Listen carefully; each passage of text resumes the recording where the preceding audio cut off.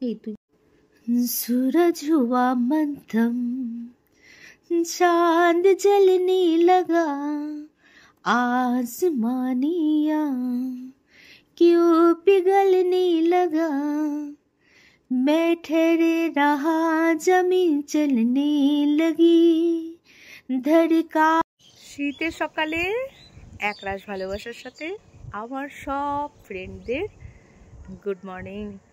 চলো, আমার কিন্তু ফুল ফোটা শুরু হয়ে গেছে, জানি না তোমাদের বাড়িতে কত ফুল ফুটেছে। তো চলো দেখো, সব পরিপক্ক করি চলে এসছে। সেরকম একটা চলে গেছিলাম এক পাশ বাইরে, না আমি ফুটাতে পারিনি ফুল, এইরকমই ফুটেছে, ফুটছে সব। এই দেখো এখনো বালতি গামলা যা পেয়েছি সবই ফুল, এই যে ফুটছে সব আস্তে আস্তে করে। আমি বলি কি গাছ লাগাও। এই যে রজনীগন্ধা স্টিক, কি যে ভালো লাগে যেন আমার, এগুলো ভীষণ ভালো লাগে আমার, অনেক ভালো লাগে এগুলোর সাথে। কেমন ফুটেছে বলো? সেরকম ভাবে উপরে উঠে কাজ করতে পারি না বলে অনেক ফুলই ঝরে গেছে।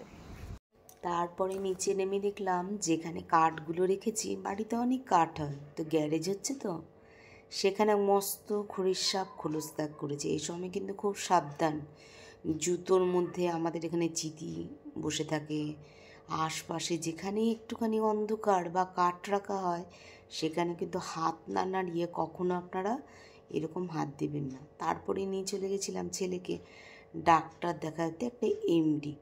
তো চুলের একটু সমস্যা আছে, যেহেতু কলেজের নতুন জল ছিল সেই জন্য একটু চুলটা উঠে যাচ্ছিল, তাই জন্য সব ভিটামিন ডি, থাইরয়েড সমস্ত টেস্ট করে নেওয়ার জন্য দিয়েছে, সুগার। তো সেটাই টেস্ট করতে চলে গেছিলাম। তারপরে চলে গেছিলাম রাজ হোটেলে খাবার খেতে, ছেলেকে তো সেরকম একটা পাই না, তো চলে গেছিলাম সেখানে। সেখানে গিয়ে কচুরি, ইডলি সব আমরা নিয়ে নিয়েছিলাম, তো খুব আনন্দেই খাচ্ছিল। তারপরে আমরা দুজন খাচ্ছিলাম, গল্প করছিলাম, বেশ সময়টা না খুব ভালোই কাটছে। ছেলে বাড়ি আছে তো, আর এই যে দেখো কি জোরে যে খাচ্ছে আর এমন বিহেভিয়ার করছে চিন্তার পারে। তারপর এসেছিলাম বাপের বাড়ি, এটা আমাদের লোগো। ছেলে বসে আছে আর ছোটদা, বড়দা আজকে ছেলেকে নিয়ে যাবে জুতো কিনতে, তাই জন্য এসেছি। দেখো কীরকম করছে, আমার ছোটদাকে না নিজের জীবনের চেয়েও ভালোবাসে। এটা আমাদের লোগো। লোগোর বয়স হচ্ছে আর আমার বুকে ধরাস ধরাস করে, যেন ওকে আমি ছাড়া বাঁচতে পারি না। তারপরে বরকে ডিউটি থেকে নিয়ে বাবুর জন্য ওষুধ নিয়ে, আমাকে দেখে যারা ভাবো যে খুব হাসি খুশি একটা বউ, বিশ্বাস করো এই হাসিটা বুঝিয়ে রাখতে প্রচণ্ড কষ্ট হয়। তারপরে চলে গেছিলাম ব্যাংকে টাকা ওঠানো দরকার, কলেজে দিতে হবে। তারপরে আমি দেখছিলাম ব্যাংকের পাশেই, ইন্ডিয়ান ব্যাংকটার পাশেই কিন্তু এখানে এগুলো বসেছে, ভীষণ সুন্দর জিনিসপত্রগুলো, তোমরা এই ভাইটার কাছে কিনতেই পারো। দেখো একটা লোকের কাছে যদি তোমরা দুটো জিনিস কেনো বিক্রি করে তো ভালোই। তো কালেকশানগুলো আমি দেখলাম প্রত্যেকটা জিনিসই রয়েছে, বাচ্চাদের ড্রেস পর্যন্ত রয়েছে। তো তোমরা প্লিজ এখানে যেও, জিনিসপত্রগুলো কিনো। তারপরে আমি এইগুলো দেখলাম। তারপরে জানো তো আসার সময় আশরাফি থেকে বিরিয়ানি কিনে এনেছিলাম।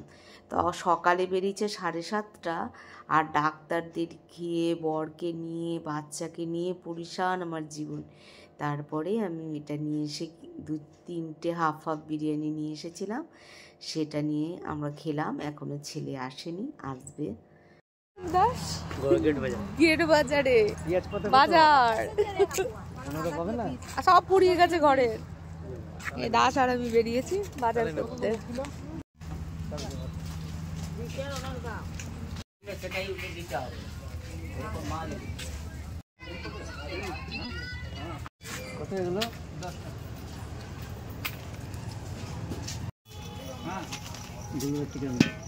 মুখ্য ভূমিকা, আলু না থাকলে ঘরে চলবে না। যে আলু কিনছে, দাস বলছে তুমি বাঁচবে না, আমি বাঁচবো, বড় বড় আলু কেনো আর আলুগুলো নষ্ট বেরোয়। তারপরে এই বাজারগুলো কিনে এনেছি, আস্তে আস্তে গুটাবো। দাস সব নিচে রেখেছে, এবার গুটাবো। ক্যাপসিকাম খেয়েও খুব অ্যান্টিঅক্সিডেন্ট থাকে, এই সময়টা পাওয়া যায়। তারপরে কই মাছ, কাঁচকলা, পেঁপে দিয়ে দাসের জন্য রান্না করেছিলাম, আর আমরা রান্না করেছিলাম খাসির মাংস। তো এতটুকুই আমার ব্লগ থাকলো। তো আমার ব্লগগুলো যারা প্রতিনিয়ত দেখো তাদেরকে অসংখ্য ধন্যবাদ। এতটা ভালোবাসা দেওয়ার জন্য।